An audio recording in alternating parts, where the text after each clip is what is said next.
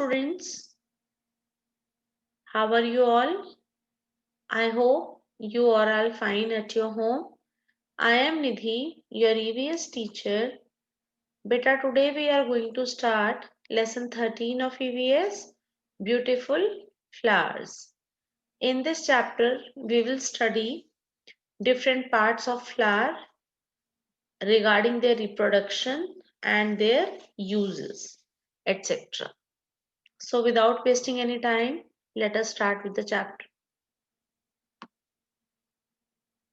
Flowering plants have well-defined roots, stems and leaves.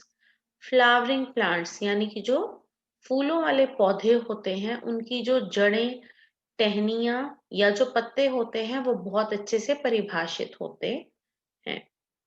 They produce flowers and develop seeds enclosed within protective envelopes or fruits. जो हमारे flowering plants होते हैं उनमें जो फूल पैदा होते हैं और जो बीज होते हैं वो फल के अंदर बहुत ही अच्छे से सुरक्षित रहते हैं. About 2,50,000 kinds of flowering plants belonging to 300 families are known to us. 300 परिवारों से संबंधित 2.5 लाख के अराउंड जो है हमें फ्लावरिंग प्लांट्स की जानकारी है. देखिए ये फ्लावर्स दिए हुए हैं बेटा हमें sunflower, rose, dahlia, primrose, violet and lily. ये कॉमन फ्लावर्स हैं हमारे. The life story of a flowering plant begins with a seed. यहाँ से हम एक जर्नी स्टार्ट करेंगे. स्टोरी यहाँ से हम लाइफ स्टोरी यानी कि जीवन काल पढ़ेंगे एक फ्लावरिंग प्लांट का. कहाँ से जीवन शुरू होता है? एक बीज से शुरू होता है, सीड से. In the growing season, the weather is warm.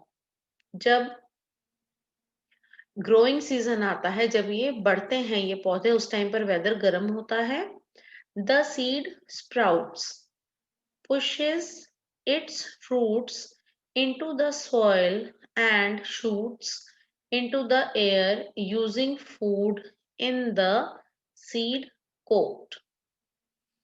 जो बीज होता है वो अंकुरित होता है और उसके बाद अपनी जो रूट्स हैं, अपनी जो जड़ें हैं, उन्हें मिट्टी की तरफ धकेलता है, पुश करता है. और जो शूट है, शूट क्या बताया था बेटा आपको लास्ट चैप्टर में हमने स्टडी किया था.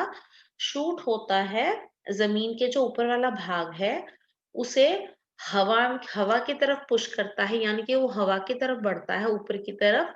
कैसे बढ़ता है?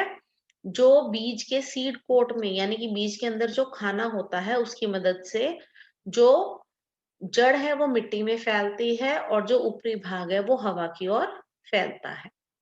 The new green leaves start making food and store in for future use.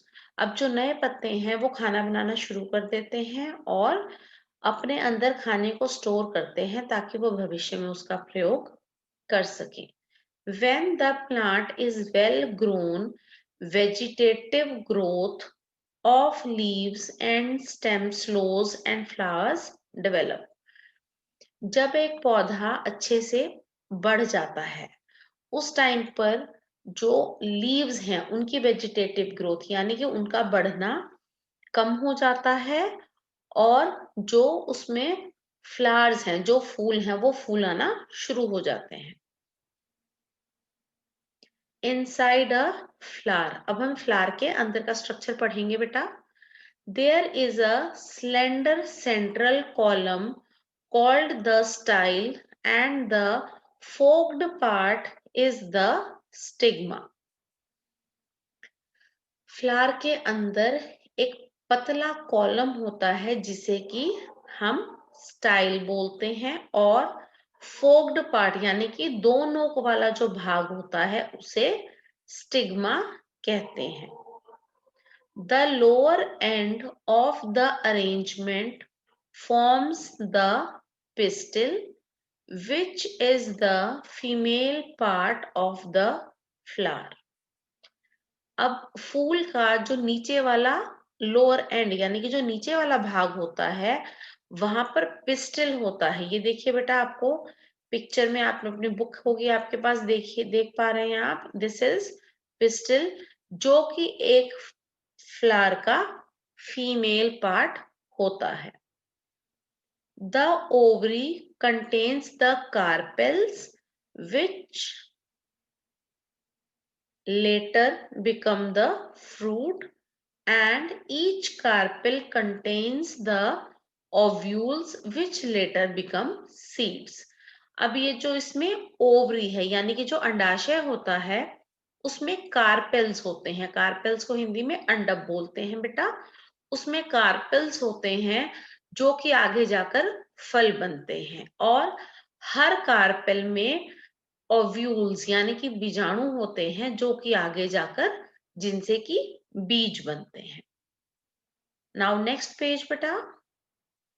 Around the style there are stalks, each with a little pouch or another at the tip. Style के आसपास क्या होता है? स्टाइल के आसपास stocks होते हैं यानी कि डंठल होते हैं जिनमें की छोटी छोटी थैलियां होती हैं उसकी टिप पर। These are the stamens. इन्हें स्टेमन बोलते हैं। स्टेमन क्या होते हैं?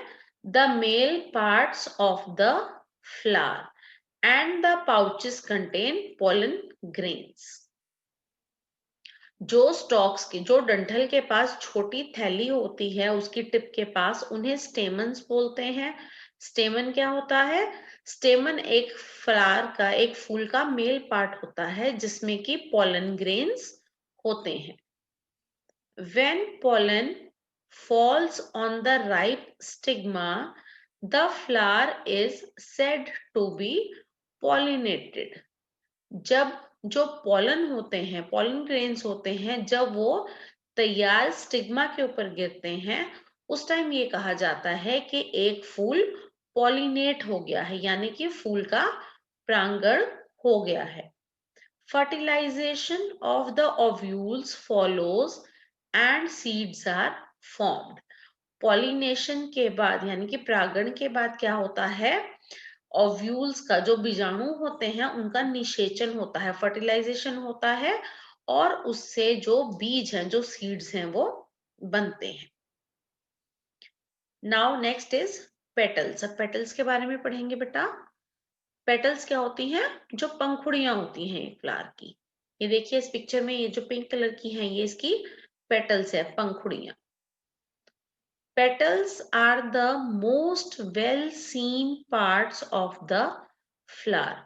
पेटल्स यानी कि पंखुड़ियां जो हैं वो एक फूल का ऐसा भाग है जिसे कि हम बहुत अच्छे से देखते हैं। हम सबको पता है कि ये पंखुड़ियां हैं।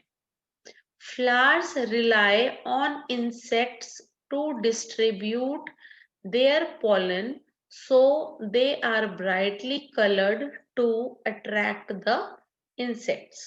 जो फ्लावर हैं, जो फूल हैं, वो इंसेक्ट्स पर, कीड़े मकोड़ों पर बहुत ज्यादा आश्रित होते हैं, बहुत ज्यादा डिपेंड करते हैं। किस चीज के लिए डिपेंड करते हैं बेटा?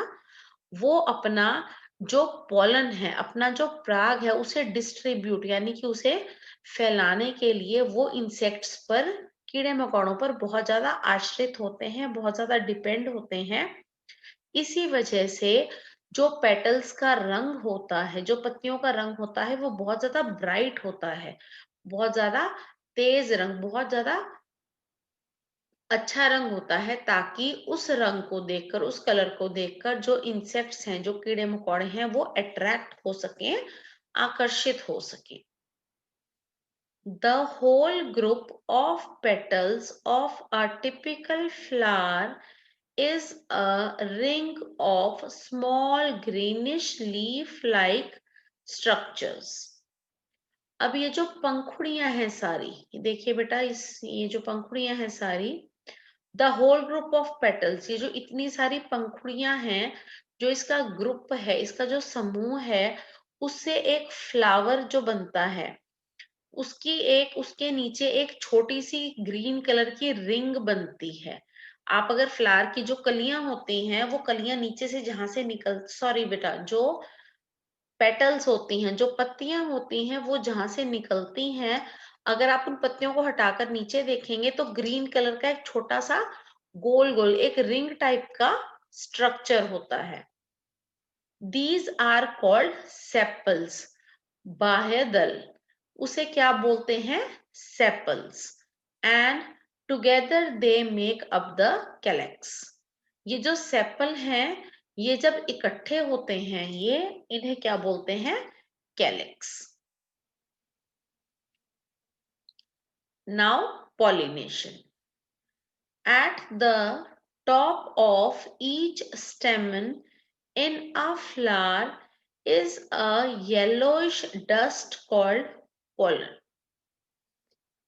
हर स्टेमन के ऊपर, स्टेमन के टॉप पर एक फ्लावर में हर स्टेमन के ऊपर एक येलोइश डस्ट की तरह का होता है, जिसे कि पोलन बोलते हैं।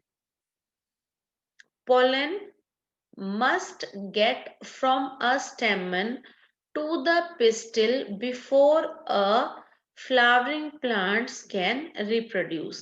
अब ये जो pollen होता है, pollen एक स्टेमन से पिस्टल तक जाना जरूरी है, जिससे पहले कि वो प्लांट्स में रिप्रोडक्शन होता है। मैं फिर रिपीट करूंगी बेटा इसे। जो पोलन है, पोलन एक स्टेमन की मदद से पिस्टल तक जाता है। कब जाता है? एक फ्लावरिंग प्लांट के रिप्रोड्यूस करने से पहले, और इसी प्रोसेस को कहते हैं pollination. This is called pollination. If pollen from one flower pollinates a flower on another plant, it is called cross pollination. अगर एक फ्लावर का जो पोलन है, वो किसी दूसरे प्लांट के, किसी दूसरे पौधे के फ्लावर पर जाता है, तो इसे क्रॉस पॉलिनेशन बोलते हैं। दोबारा देखिए बेटा एक बार इस पैराग्राफ को। At the top of each स्टेमन in a flower is a yellowish dust called pollen. एक फ्लावर में, एक फूल में जो स्टेमन होता है, उसके ऊपर एक येलो कलर का डस्ट होता है, जिसे कि पोलन बोलते हैं। Pollen must get from a stamen to the pistil. एक पोलन जो है वो स्टेमन से उसे एक पिस्टल तक जाना होता है। किससे पहले जाता है? जिससे पहले कि प्लांट रिप्रोड्यूस करे, उससे पहले पोलन को पिस्टल तक जाना होता है। This is called pollination. ठीक है? If pollen from one flower pollinates a flower on another plant, it is called cross pollination. और अगर एक फूल किसी दूसरे पौधे के फूल से पॉलिनेट करता है, तो उसे क्रॉस पॉलिनेशन बोलते हैं। Sometimes insects or birds help to pollinate flowers. बहुत बार ऐसा होता है, जो इंसेक्ट्स होते हैं, कीड़े होते हैं, या जो बर्ड्स होते हैं, पक्षी होते हैं, वो फ्लावर्स को पॉलिनेट करने में मदद करते हैं। Flowers produce a sweet liquid called nectar that butterflies and bees like. जो फ्लावर्स होते हैं, फ्लावर एक बहुत ही मीठा लिक्विड, मीठा तरल जो है वो बनाते हैं, जिसे कि नेक्टर, मधु या शरबत बोला जाता है, जो कि बटरफ्लाईज को और बीज जो मधुमक्खियां होती हैं, उन्हें बहुत अच्छा लगता है। When an insect collects nectar, pollen may stick to tiny hair on the insect's body or legs. जब कोई भी कीड़ा उस नेक्टर को इकट्ठा करता है, तो बहुत बार क्या होता है बेटा, जो इंसेक्ट की बॉडी होती है या उसके जो लेग्स होते हैं, उस पर जो छोटे छोटे बाल हैं, उन पर वो पोलन जो है वो स्टिक हो जाते हैं, वो चिपक जाते हैं। Some of the pollen may brush off on the pistil of that flower or on the pistil of another flower the insect lands upon. अब यहाँ क्या हुआ, जब वो इंसेक्ट नेक्टर इकट्ठा कर रहा था तब उसके बॉडी पर पॉलन लग गया, और वो पॉलन कहाँ झड़ा उसके बाद, वो पॉलन एक फ्लावर की पिस्टल पर झड़ गया। और कई बार क्या होता है, एक प्लांट पे है जो इंसेक्ट है, वहां से वो जो पॉलन है वो पॉलन उनकी बॉडी पे चिपक गया, और जब वो दूसरे फ्लावर पर बैठे तो दूसरे फ्लावर के पिस्टल पे वो जो पॉलन है वो गिर जाता है। बेटा हमने पढ़ा इस चैप्टर में, अभी तक का जो हमने पढ़ा है, क्या पढ़ा हमने, एक फ्लावर के पार्ट्स पढ़े हैं हमने, कौन कौन से पार्ट्स होते हैं, और उसके बाद पॉलिनेशन यानी कि रिप्रोडक्शन कैसे होता है, क्या क्या पार्ट्स होते हैं और कैसे रिप्रोडक्शन होता है, पॉलिनेशन कैसे होता है फ्लावर्स में। ये पार्ट 1 है बेटा, इस वीडियो को अच्छे से देखिए आप, और अपने चैप्टर को अच्छे से रीड करेंगे। ये जो हिंदी मीनिंग्स है अपने बुक में प्रॉपरली आप राइट डाउन करेंगे। बाकी का चैप्टर आपको सेकेंड वीडियो में भेजूंगी। ओके बेटा, थैंक यू।